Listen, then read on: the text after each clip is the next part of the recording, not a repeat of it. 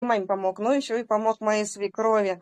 Вот, в том году мы когда ездили, в летний период, да, то есть, после майских праздников она к соседке сходила, и, видимо, вот они ковидом болели, да, то есть от них цепануло эту заразу.